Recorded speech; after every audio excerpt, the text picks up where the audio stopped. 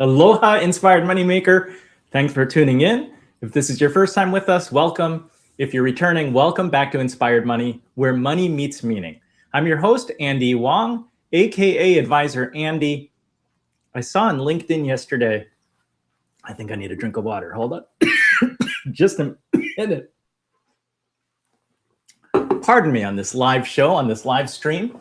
So yesterday on LinkedIn, I saw that nearly 80% of workers say that artificial intelligence will change the way they do their jobs, and roles requiring AI skills have surged more than 15-fold in just the past few years. So the real question isn't whether work is changing, it's how you stay relevant, resilient, and in control as the world changes around us. And if you're doing everything right in your career and still feel uneasy, you're not imagining it. The rules of work are changing quickly. Titles matter less. Loyalty doesn't guarantee security. AI is moving from tool to teammate. And more people are realizing that a single job may no longer be enough to build the life that they want. The Wall Street Journal recently asked experts to imagine what work will look like in 20 years from now. Their answer was clear: fewer traditional career paths, more independent work, and a growing premium on adaptability, judgment, and human skills. So the real question isn't what job should I have? It's how do I build a career that actually holds up in a world like this? That's what today's conversation is about: how to adapt, how to stay relevant, and how to build work that's resilient, meaningful, and on your own terms. Before we jump in, I want to take a moment to thank our sponsor. If you spend long hours at your desk, your setup isn't just furniture. It's part of your health strategy. That's why I use Ergonoffice Sway Desk. It makes it effortless to switch between sitting and standing throughout the day, which helps reduce stiffness, improve posture, and keep my energy levels more consistent during long work sessions. What I really appreciate is how stable and smooth it is. There's no wobble. It's quiet. It has personalized height presets. It's a solid, well-built desk that supports focused work without distraction. It's become my favorite purchase of 2025 because it's one of those upgrades that quietly improves how you feel at the end of the day. If you're serious about protecting your body and staying productive for the long run, check out Ergonoffice Sway Desk at inspiredmoney.fm/standing desk. That's my affiliate link, and I may earn a commission if you make a purchase at no extra cost to you. Now let's bring in our guest. Our first guest is Pamela Slim. Pam is an award-winning author, speaker, and the CEO of Pamela Slim Agency, where she helps business owners scale their work and intellectual property through productized services, certifications, and licensing programs. She's the author of Escape from Cubicle Nation, Body of Work, and The Widest Net, which won Porchlight's Best Sales and Marketing Book of the Year, making her one of the most trusted voices on building sustainable non-linear careers. Welcome, Pam. Thanks for having me. Joining us as well, back on the show, is Charlene Li.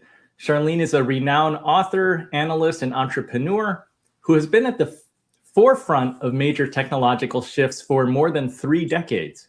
As the founder of Altimeter Group and the author of 6 books, including The Disruption Mindset and Winning with Generative AI, she helps leaders understand how to navigate disruption, adopt new technologies, and build organizations and careers that thrive in times of change. Welcome back, Charlene. Glad to be here. Thank you. And our third guest, also returning to the show, is Elaine Pofeldt. Elaine is an award-winning journalist and the author of The $1 Million One-Person Business, where she chronicles how solopreneurs are building highly profitable companies without employees. Through her reporting for Forbes, Fortune, and Inc., she's become a leading authority on independent work, scalable solo businesses, and what entrepreneurship really looks like in today's economy. Elaine, welcome back. Thank you so much, Andy. It's great to be here. We have an incredible range of experience on the panel today. Let's shift from who they are to how they think, let's get started with segment one. A portfolio career is not job hopping. It's strategic diversification. Start with your anchor skill, the reliable core that delivers income. Then add accelerator skills, communication, project management, business basics that increase your market value. Layer in a passion skill to differentiate yourself. This isn't about being average at everything. It's about stacking a few complementary strengths to become a rare combination. Monetization isn't limited to freelance gigs. Build digital products, offer coaching, or create content to attract partnerships. Treat your skill stack like an investment portfolio, balanced, resilient, designed to weather volatility. Each piece adds optionality. The result isn't a fallback, it's a forward strategy. You become the brand, the product, and the platform. This is the model for those building careers on their own terms, with multiple revenue streams and flexible paths. Not a title, but an identity built for change.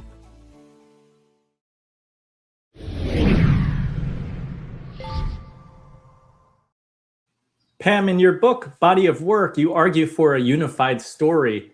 In 2026, how do you help workers to identify their anchor skill, especially when their background may feel like a fragmented collection of gigs?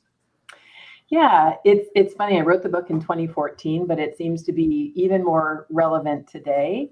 And when you think about the purpose of your life being to create a body of work that matters, the storyline is really often that kind of transformational change that you're helping people with in your work. So I'm looking at Charlene, who it's so good to see again, who I've known for a long time. It's interesting, way back in the day when we knew each other, we couldn't foresee what was going to be happening with AI. But as we look at something like a thread of understanding how to deal with quick, disruption in the industry and changing leadership and a shifting environment, as new pieces of that picture come to play with new technologies, or as we think back to the time when we were all sitting in our homes, when there was the shutdown, I think by nature, we're really wired to be adaptable. But the big picture we want to look at is really shifting from maybe the more traditional path of our parents or grandparents, which was go to school, become an engineer, become a senior engineer, become a leader of engineers. And I look at my kids now who are in college. My son's pre-med. And already he has 4 jobs in college. He said when he came home for the holidays, all of his friends, some just by economic necessity, are doing multiple jobs. And so really you want to be keeping that thread of like, what is that main thing that you're trying to build? How do you need to get there in terms of skills to develop, experience that you need? But then also, how do you fund that path, which sometimes means picking up a couple side hustles along the way? Things have changed so much, because I remember when I started working in the mid 1990s, my accountant's father, who was a professor, he said in his generation, like his dad, when he entered the workforce, you go out and you buy a hat and a long coat, because that's how you're going to go to work. Things have changed so much. Charlene, I want to ask you, portfolio careers require a disruption mindset. How can people disrupt their own 9-to-5 stability to build a resilient stack? Well, again, I love what the video said, which is start with a core skill, a core way of thinking about the world, because no matter how you think about your 40+ year career, it's going to change if it hasn't already in substantial ways. And so what is the core of that? And it may not just be a skill. It could be an area of expertise. It could be something that you just come back to again and again. I've evolved my career from disruption, and at the core of it has been this whole idea of disrupting organizations, disrupting yourself and the world around you. And how do you thrive with that? And so whatever disruption comes along, I can incorporate that into the work that I do, into my brand in particular. So what do you want to be famous for? What do you want to be known for? That is the core, I think, in the foundation of your portfolio career. It could be a skill, it could be expertise, it could be content, it could be your network, but it's something that is unique to you. Elaine, from your reporting on $1 Million Solos, what's the most common anchor skill that provides a financial foundation for people looking into this new year? Well, Andy, consistently, since I started reporting on this in about 2012, professional services has come out in front. People always say, don't trade time for dollars, but that's actually not accurate. People are doing quite well with it. What they're doing is they're also spinning off informational products, events, things like that, and that's enabling them to thrive. Pam, I want to go back to you because you talk about something called the thumbprint method. How can a portfolio careerist really codify their unique genius? Yeah, Elaine, I love what you're saying because I'm snickering of all the advice sometimes that you hear about don't ever trade dollars for money. And I agree with you. For myself and my clients, that can often be a really stable thing. The way to think about the thumbprint is simply the framework that we use in the agency to talk about what it is that you need to really have a codified method that's recognizable. So you have market fit, which is, will it sell? Are you communicating something that people actually want? The method, will it work? Does the actual method that you have deliver results? And then there's the model, will it stick? Are you describing it in such a way that it makes it easy for people to share and refer? Think stop, drop, and roll. If we were all at my house and Charlene and I were cooking and her sleeve caught on fire, probably all of us would say simultaneously stop, drop, and roll, because that's a method that's really been put in the sticky language. So one of the things that can actually be more stabilizing for people who are professional service providers, consultants and service professionals, is when you do begin to pull out your methodology and you codify it in a way that really makes sense, it can be scaled through things like licensing and certification. It can find a life outside of simply trading dollars for hours, which is really how my agency developed in the last 3 years. I was finding people at a more mature stage of business that had such solid methods that could work in other places. But we've all known the folks who I'm always jealous about, who are great at the market fit. Will it sell? They can sell it, but it doesn't necessarily mean that the method they have works. So I think as practitioners, we need to make sure that all those things are working together. Charlene, you work with a lot of corporations. How do you advise them how can they help their employees to develop the right skills ongoing? Well, again, in some ways, again, there are so many opportunities now, especially with AI coming in and changing the workplace, that you want people with expansive skills and opportunities, because we're still trying to figure out what those jobs look like. So when I talk to employers about the future of work, it is, how do you create opportunities for curiosity, for experimenting, and especially how do you encourage continuous learning?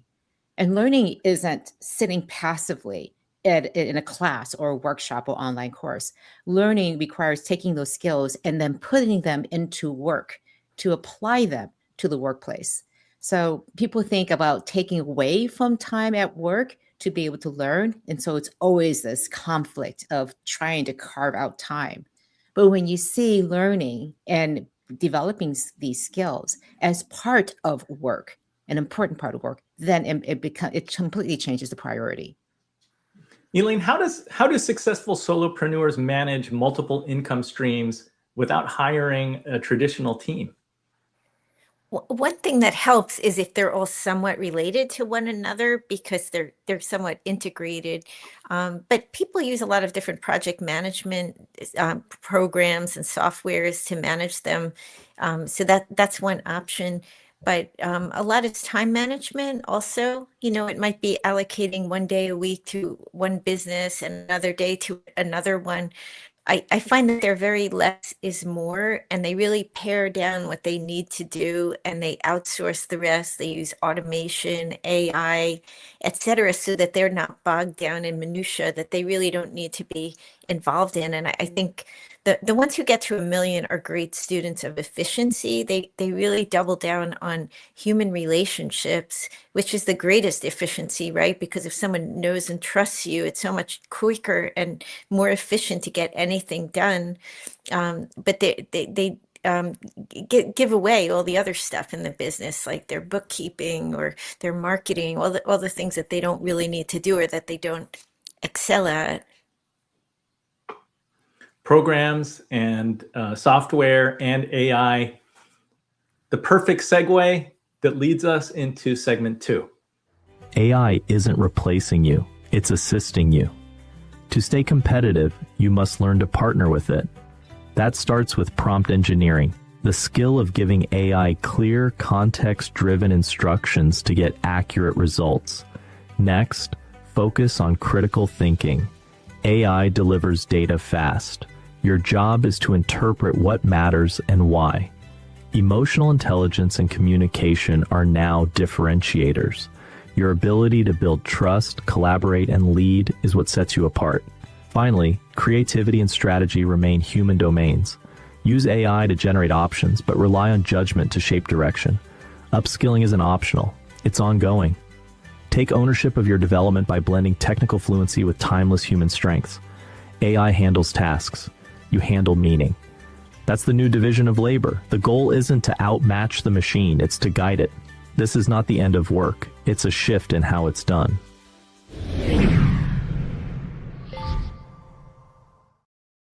Charlene, talk about your 90-day blueprint and some of the milestones that people should consider for the first 90 days of a professional trying to partner with AI.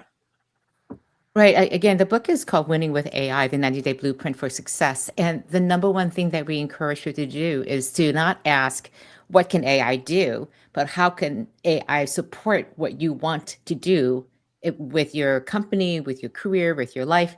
And so start with the biggest, most important goals that you have, and then apply AI to it. People often ask, what's the right course I can take? What are the books I should read or the podcasts I should listen to? And my answer is, if you know how to use AI, basically fill in the prompt, then you're already off to the races. Now it's, again, applying that to the specific problem that you have. And so for the first 90 days, again, whatever 90 days you want to pick a big, hairy task that you have, something that's going to add a lot of value to you. Then figure out how to use AI. You can even use AI to help you how to do it. So if it's to get more business, then how do I do nurture campaigns more effectively? To have more than just one nurture pathway, but to have multiple ones segmented by the type of person and the lead scores that somebody has. So lots of different opportunities, but you have to know what problem you're trying to solve. Pam, as you engineer systems for scaling IP, how can business owners use AI to handle parts of their work, but also preserve energy for, the human touch that I think is so necessary? I really love that. I love in Charlene's answer how to me so much can spring also with what Elaine was saying about how you do understand in your business what are some of those core differentiators that you have in terms of what work that you're doing with your clients. And there can be many things in which really having that human-to-human contact is really important. Maybe you're putting your heads together for strategy, or maybe you're a creative person and you're helping people to create visuals for a campaign or something like that. You have to have that clear understanding about what it is that you do and what are the core value areas that you need to have humans doing, but then to also look at what are the parts of that business that could be really made better through AI. And I know for me, just personally, I love business development. I know I'm really weird, but I'm one of these people who love sales. I love talking with people and having conversations. For years, I would have this great conversation. Then I would be like, oh no, now I have to sit down and review my scribbling notes and put together a proposal. And it would feel so overwhelming. Now I just have my little plugin with my Zoom call. I use Fathom. And it just immediately, I have all these prompts now where it immediately just creates a beautiful proposal. I will review it to make sure it captures things accurately, but it allows me to be focusing on the things that I do best, which is a personal conversation with a client. And then it takes out the things that are necessary to do business, but that tool can use better. So there's all kinds of ways that clients end up implementing it. I'm really with Charlene, and that I like to look at an iterative way. Start with something that kind of annoys you, and then you can start to work through other parts of the business. Elaine, you've chronicled the one-person revolution. How are you seeing that evolve? Where solopreneurs, what are they doing today? Are they using AI agents? What direction are we headed in? Oh, they're using AI all over the place. And I always ask this question whenever I do a series at the New York Public Library where they often speak. And the top thing that I think the audience wants to know is what apps and tools they use. They're very industry specific. One big area, for instance, is e-commerce. So people are using AI to write the product descriptions, to create video, to create music to go with the video, and so on. They look at every single element of the tasks that it takes to get from, ordering the inventory to selling the product, and look at what AI can do, and not only what it can do, but what it can do well. And Charlene's point, you have to know what problem you're trying to solve. So that's important too. There's sort of a thinking process to it. Sometimes you don't want to hand it off because it might not do it well yet. Maybe it's a year away from being able to do so. But you could really look at every industry and break it down by that industry, by the different tasks. So I would say it's good to follow people in your own industry and see what they're doing. For instance, there's the 7-Figure Sellers Summit for e-commerce, and they share a lot of information about what's the latest for e-commerce entrepreneurs. Charlene, how do you balance AI as a productivity tool with the need for creativity, judgment, and human connection? Well, I love it for productivity, but I also use it a lot for my creative and content creation. I just wrote a book about AI, and of course, we're going to use AI to help write the book. And it's not quite up to snuff yet with writing, but it's getting close. It just can't hold an entire book in its memory. But for short segments, in particular areas where I'm not feeling that creative, it's super helpful. And I like to say that AI is as creative as the question and the place where you start is creative. So somebody who is naturally curious, has a strong point of view, and wants to develop it further is going to get a lot more out of AI than somebody who does not know the topic at all and is starting from a point of being a novice. So I'm able to ask and use AI as a thought partner by simply asking one simple thing at the end of my prompts. I go through and ask all the prompts, and then at the end I add, before you start, ask me any clarifying questions. And it sets it off, instead of thinking about it as prompt engineering, it's prompt conversations. And if I really want to take it to another level, I'll copy and paste that entire prompt into multiple AIs. Just have them all lined up on a tab, and I'll see which one asks me the best set of questions. Because you can put everything into that prompt and it still won't be enough. But if you treat AI as this thought partner, it completely changes the game. What's your favorite model right now? Oh, I use them all. I really, truly, and I have them each customized with my content. I have a customized ones for sales, as Pam talked about. I have I use Otter, for example, and it takes my conversations for sales calls and puts them into a beautiful contract, into a proposal that I can then just send out. But I also have other things in there for follow-up calls and stuff. So I have an entire stack full of these tools to help me be very efficient, but also be very personalized. And they have memory and they use. But even though they're all personalized to me, AI has good days and it has bad days. So I use them all constantly for different things. And again, if I don't know which one's going to be good, I just simply copy and paste the prompt into all of the major engines, and I'll add a couple just to keep them in the rotation and see who does what well. I don't know why, but it makes me like AI a little more, even knowing that AI can wake up on the wrong side of the bed. Let's move on to segment 3. Solopreneurs often hit a ceiling. No more hours, no more income. Scaling without a team means changing how you work, not working more. Start by productizing your service. Turn your one-on-one offer into a structured, repeatable format like a course, workshop, or template library. This creates scalable income. Then automate your sales funnel. Attract leads with value-driven content. Nurture trust through automated emails and convert without direct involvement. Use tech to handle scheduling, contracts, invoicing, and client onboarding. These tools are your virtual team. Your time shifts from delivery to strategy. Focus on content, innovation, and client results, what only you can do. This model removes the time for money ceiling. It's not about hiring staff, it's about systems that scale. With the right structure, a one-person business can generate consistent, growing revenue without losing flexibility, autonomy, or control.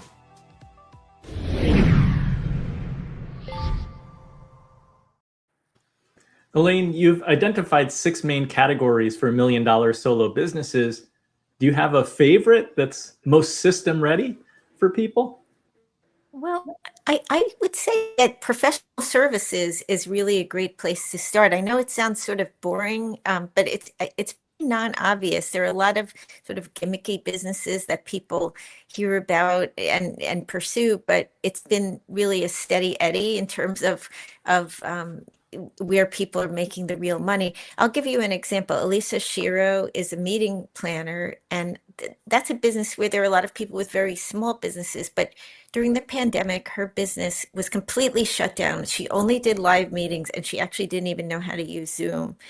So she learned how to use Zoom and do Zoom meetings, and she started pitching her services at annual meetings. She was kind of bold and fearless and would approach celebrities and see if they wanted to come and liven up the annual meeting with like a little cameo. And of course, in these boring meetings, it was a big hit. And so she rebuilt her business. She learned about video, and she started putting out a lot of video ads on LinkedIn. And she ended up growing her one-person business to 1.5 million in revenue during the pandemic when all the other meeting planning businesses were suffering. And part of her strategy was getting multiple sales within the same organization. So if someone liked her, she would say, hey, are there other people within this organization you can refer me to? So that's one example. Obviously, she's good at what she does.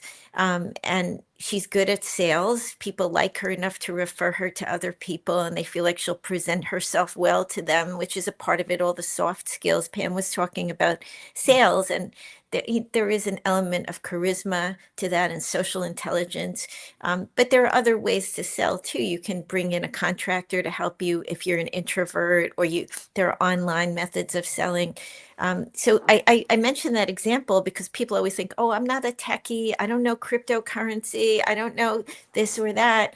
But you don't really have to be. The same principles apply to growing and scaling every business.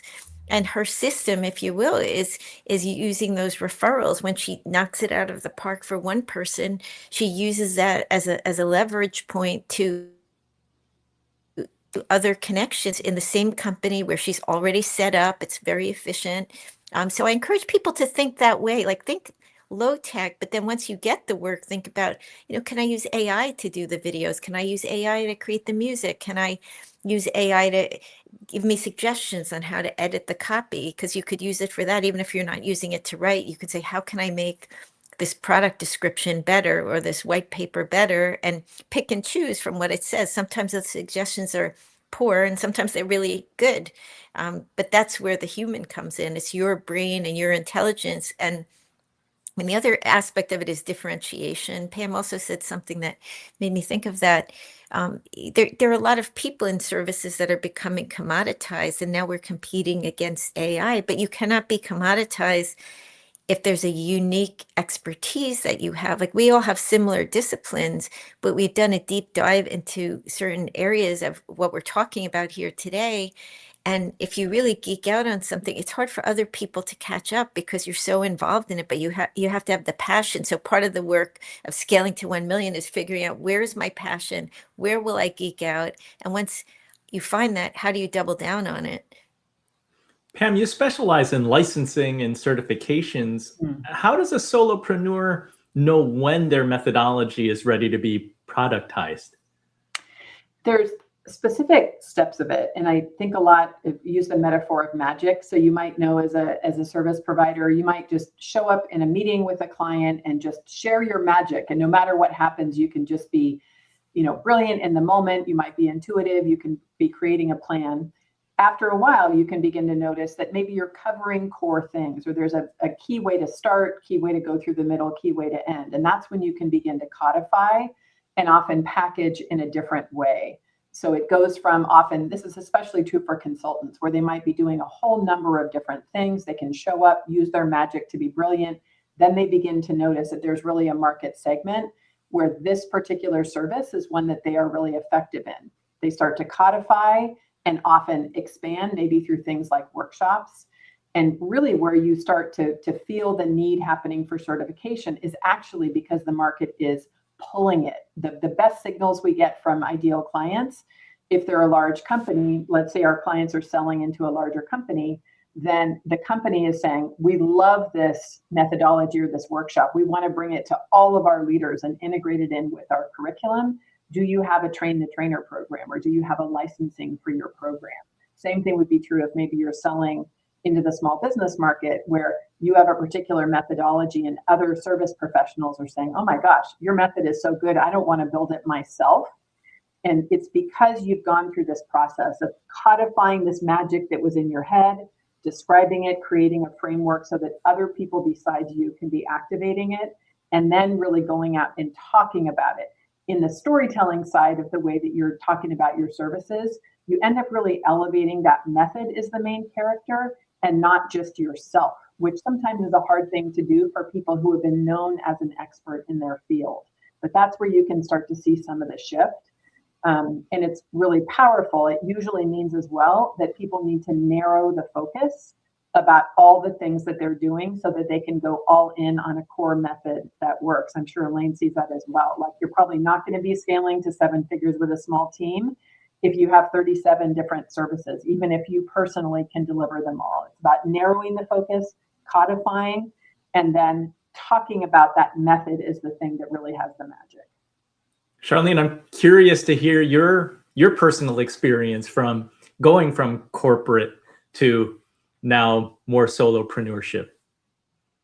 Yeah, I love it, first of all. And I've done everything from working corporate for most of my career to starting an organization, back to corporate, and now back to being a solopreneur. One of the things that's amazing right now is that it is possible to create scale.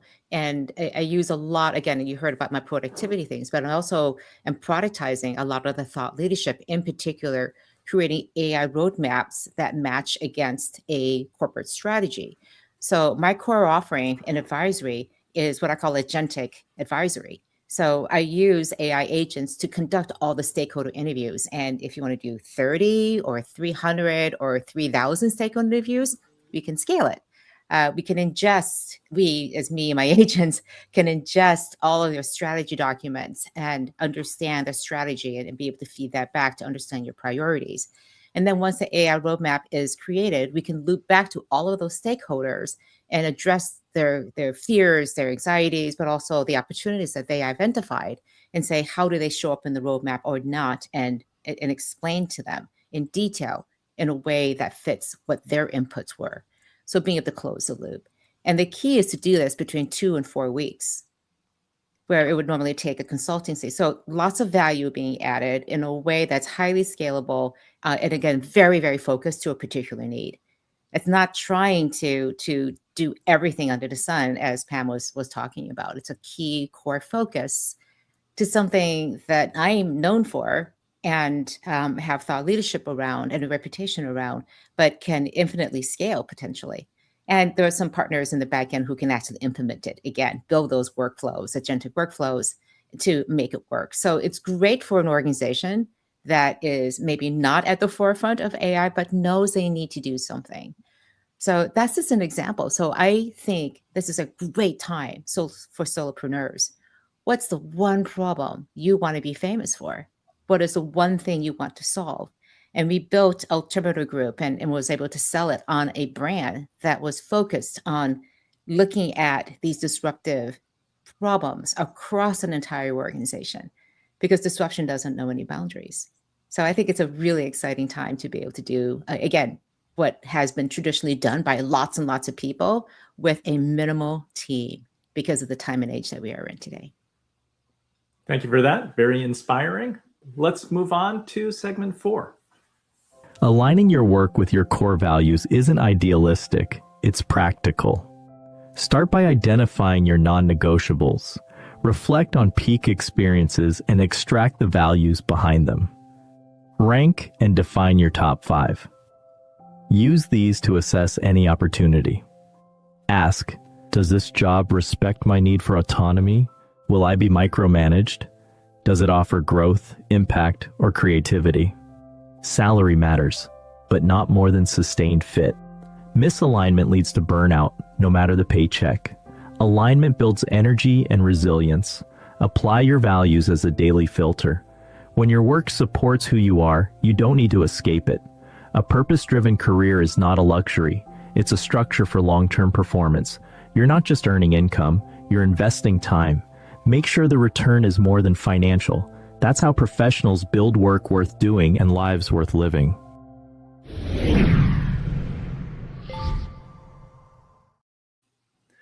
Pam, many people feel like the traditional career ladder is collapsing. How do we find purpose in what we do? I think we first start by knowing ourselves deeply. I'm writing a new book called Remember Who You Are.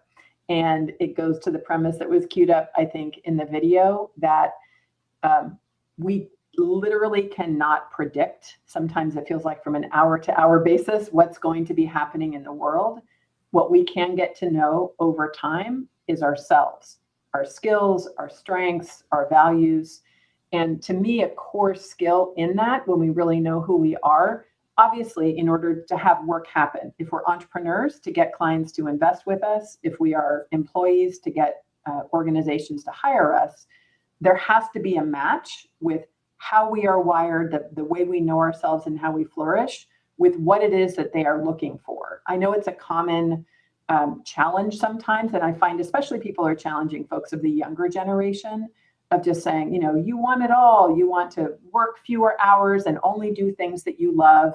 I feel like in some ways kids have been watching their parents like struggle with everything and doing a lot of stuff they didn't like. But you need to have this match of really understanding yourself, which is going to change over time as you have different priorities and interests and life stages, but also be very tuned in to what is it that the market really needs. And I think that's where you have to be creating that really core story between what you have and what's important to you, and who are the particular organizations that could hire you, or who are the clients that you could be working with. I know there's so much chatter often in the entrepreneurial world. It's kind of the inside baseball talk about, does passion really matter? And there's one of Tomas, I'm sorry, I'm forgetting his last name, but just wrote a book basically saying like, don't be who you are. I met him at Thinkers 50 and I was laughing because I'm like, my book is called Remember Who You Are. But in many ways, we're kind of eventually getting to the same place. I think it's a recipe for disaster if you're choosing a profession to spend so much time that does not inherently light you up. At the same time, we know we always have to be looking for that market fit. If we're doing work for money, we have to make sure that we know ourselves and then we're aligned with what organizations need right now. We just need to tell that story of like, why me, why now? That's a good fit for you. Elaine, are the $1 million solopreneurs you interview more or less purpose-driven than traditional employees? I think they're more purpose-driven. One reason they start the solopreneur businesses is often because they find themselves at odds with their corporate environment, and they want to be more authentically who they are, and they really can't be in the environment that they're in. But a lot of corporate employees could potentially become one-person businesses. So I think they're the same crowd, basically, like Charlene has been in and out of corporate. But I do think they're people that they can't silence their inner self. One really good book that's helpful if you're looking for your purpose, it's an old book. It's called Add a Journal Workshop by Ira Progoff. And he was a psychology professor at Drew University. And it has a lot of exercises where you do dialogues with yourself about different things, but it really can help surface a lot of your purpose. What I would say is, generally speaking, people's purpose usually has to do with people and how they treat the people involved with the business. How do they treat their customers? Are they helping them by giving them low prices? Is it by making them feel loved when they come in? That will help you to uncover what your purpose is, because very few businesses, even though we're talking about getting to $1 million, I have yet to find one that's very transactional only. the way maybe a private equity deal might be. People who go into these businesses want to connect with other humans. And so that's usually the place to start. Charlene, since you use AI so effectively, I feel like there's a tendency to like have a pressure to pivot toward every new tech trend. What advice do you have for professionals really to stay true to their values? Well, again, I think what Pam and Elaine are emphasizing is that at the core, we are human. And we can't ignore the fact that we are humans first, people first. So what is it that makes us tick, and understanding that? And AI has to be, at any of these technologies, you have to put them in perspective. Any transformation is never about the technology. It never is about the technology. It's always, always about the people.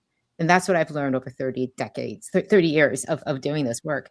The one thing that when I talk about purpose, because it feels so heavy, right? Like I've got to figure out my purpose in life.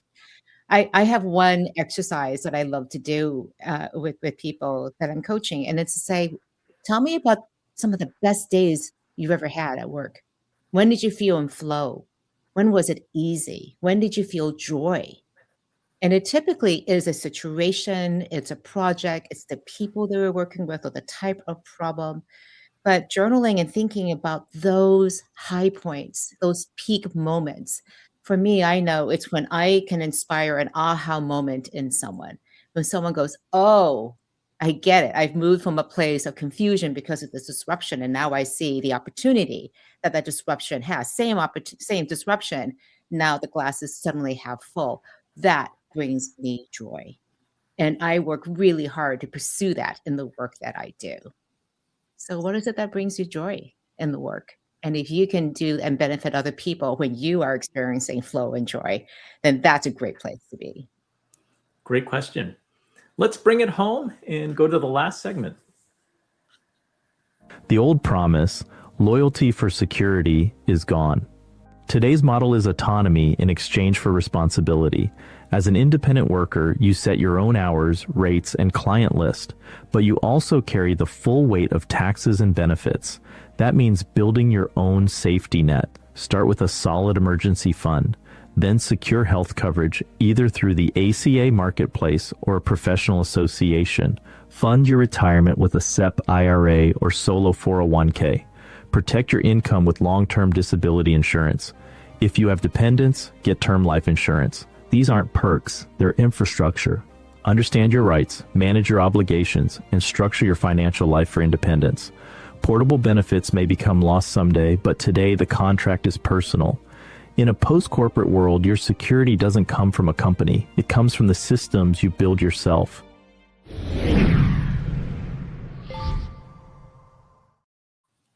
Charlene, what leadership skills are required for an individual to manage themselves like a high-performing firm? Well, leadership has always started with leading yourself. And so if you can't lead yourself to set very specific goals, and the core tenet of leadership is you do what you say you're going to do. So are you doing the things that you need to do in order to be able to thrive, to lay that foundation?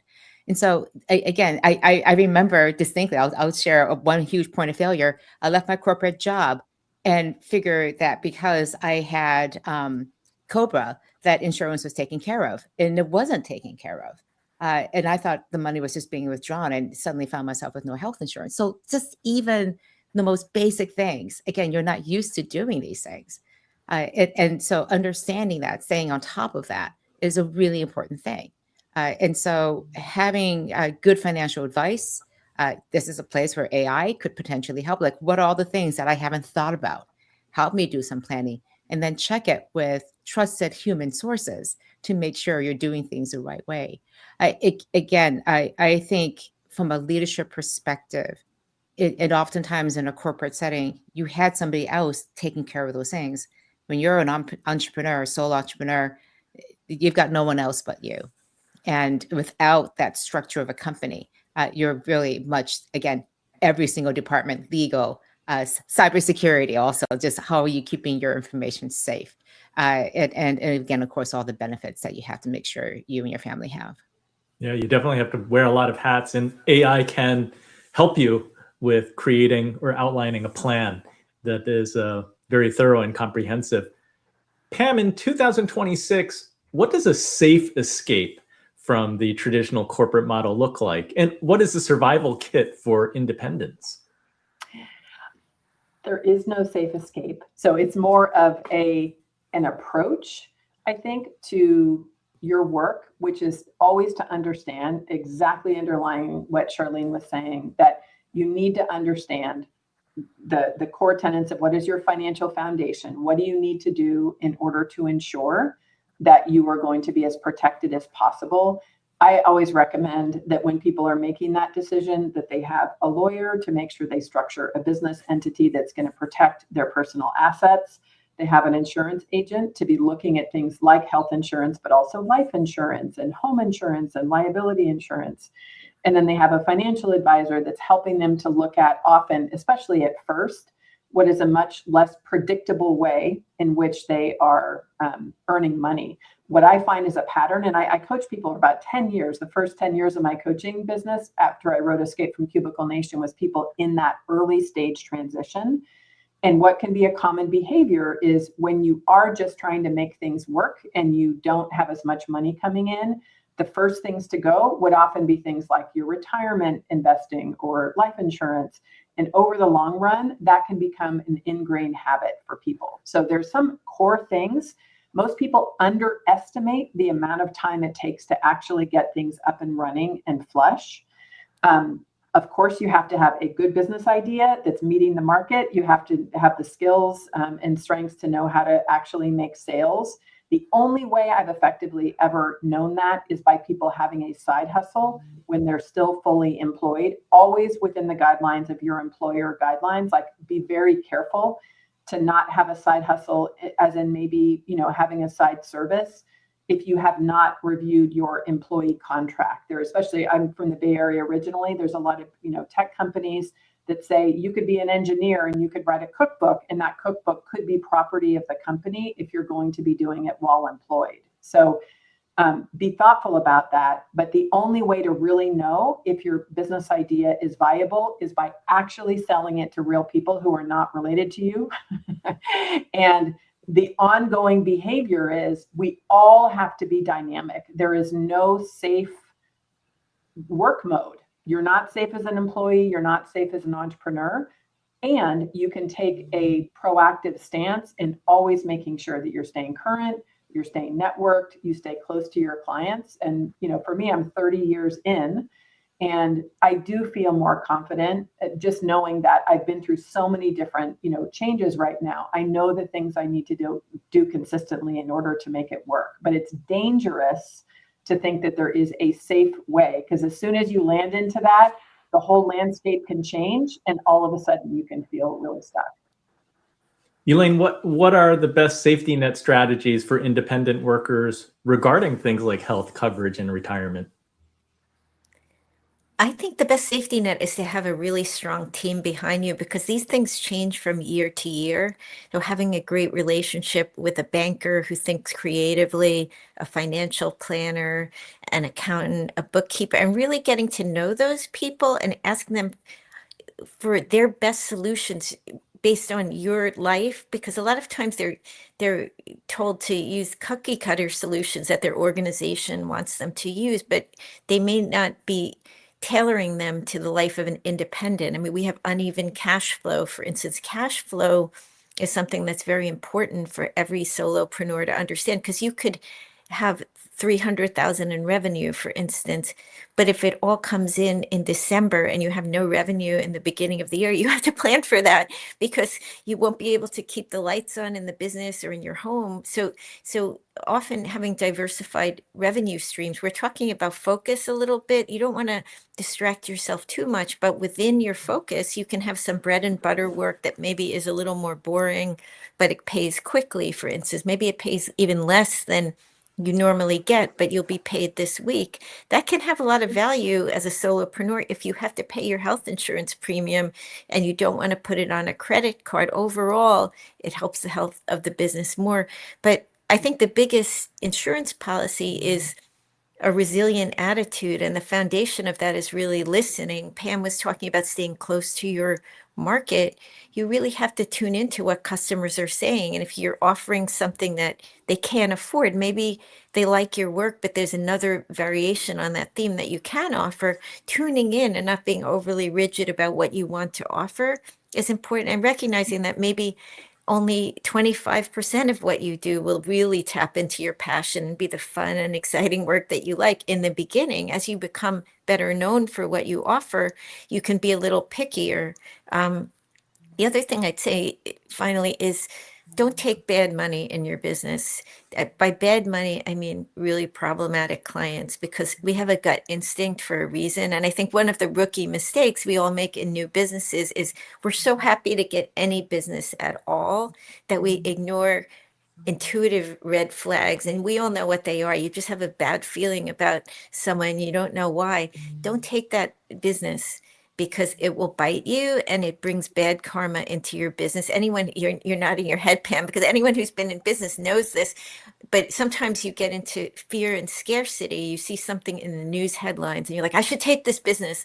And then you're kicking yourself because it drains your energy from going out and finding the right kind of clients. And this is where having the multiple revenue streams can insulate you. You might have a partner's income or spousal income, but not everybody is married or partnered up. So if you're not, you need a substitute for that. So you'll still have your rent paid, you'll still have groceries, you'll still have health insurance, and if you need a vehicle, those four things you really need.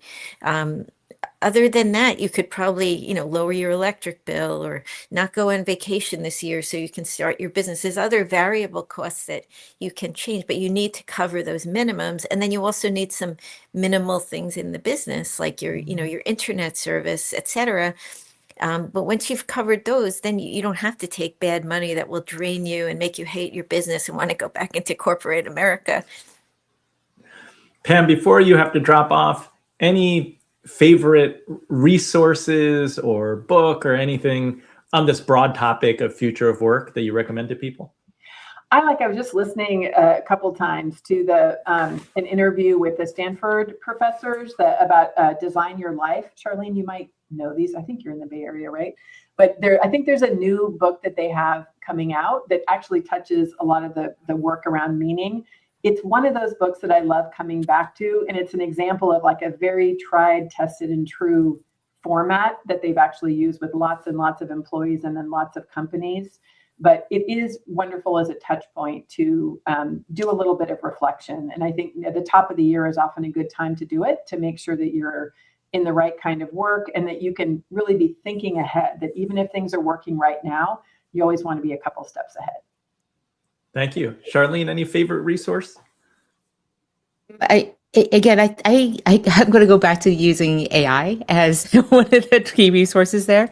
I use these custom GPTs or projects in Cloud or Gems in Google's Gemini. And if you put in there your parameters, it's sort of like a personal assistant.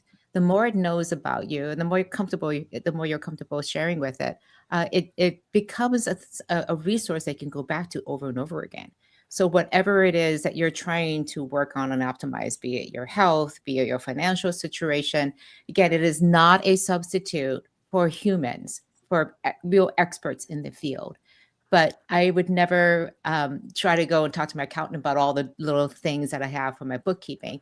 But little things like that can be an incredible resource to just smooth things over, or to help you, again, become more of an expert and in control, and to be able to manage all aspects of your life and work.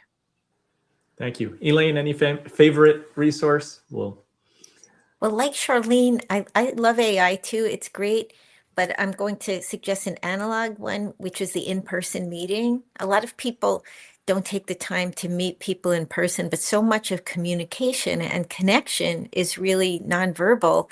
And, just being in a room and breaking bread and laughing, things like that really cement bonds. And I find sometimes I will meet somebody one time over 15 years, and the relationship is completely different after that meeting than it was when we were just on, phone or Zoom or whatever we were using. So it's make time in your calendar, even if it's once a month. That's 12 meetings a year where you connect with someone, maybe a potential client or a colleague who just keeps you inspired. The other thing I would say is team up with other independents. I'm involved with two startup publications. One is the Social Capital Insider, and another one is called the Unplanned Pivot, with different teams of journalists. And it just keeps my mind fresh. I get a lot of great ideas from working with my colleagues, and it makes you feel like you're not alone when you're starting something new. So think about that too. You don't have to do it all alone. Even if you all have your own independent businesses, it doesn't mean you can't team up on projects with other solopreneurs. Great advice. The power of collaboration. And maybe you can combine the two things. You can use AI to help you create a list of people that you can try to meet up with. We're going to leave it. We're going to end there as we wrap up this episode. One idea really stands out to me. The future of work is not something that happens to you. It's something that you actively design. We heard that word today, designing your future. And whether it's building a portfolio of skills, using AI as a collaborator instead of a threat, creating systems that scale your work, or aligning what you do with what you value, the common thread is ownership. Security no longer comes from a single job or a title. It comes from adaptability, clarity, and the systems that you build around your work. So here's one thing that I want you to do this week. Take 30 minutes to do a simple audit of your career. Write down your anchor skill, the thing that reliably creates value today. Then list 2 or 3 adjacent skills, tools, or interests that you could develop to increase your optionality, whether that's learning how to use AI more effectively, productizing part of what you do, or exploring a side project you've been putting off. You don't have to act on all of it, but name it, write it down, because clarity is the first step to momentum. If today's conversation resonated with you, share this episode with someone who's navigating a career transition or quietly wondering what comes next. And if you're watching live or on replay, let us know in the comments what you're going to work on this week. Let's connect on LinkedIn. Find me by searching for Advisor Andy. Inspired Money is brought to you by me, with Bradley John Eaglefeather running the show behind the scenes, managing our live streams and editing each segment. He's also our secret AI weapon in the background. And Chad Lawrence adds the finishing touch with graphics, animations, and extra editing that really brings everything to life. Pam Slim, award-winning author, speaker, and CEO of the Pamela Slim Agency, helping businesses owners scale their businesses with intellectual property.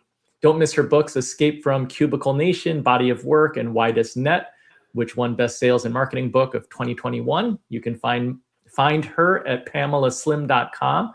Thank you to Charlene Li, renowned author, analyst, and entrepreneur, who's guiding organizations through decades of technological change.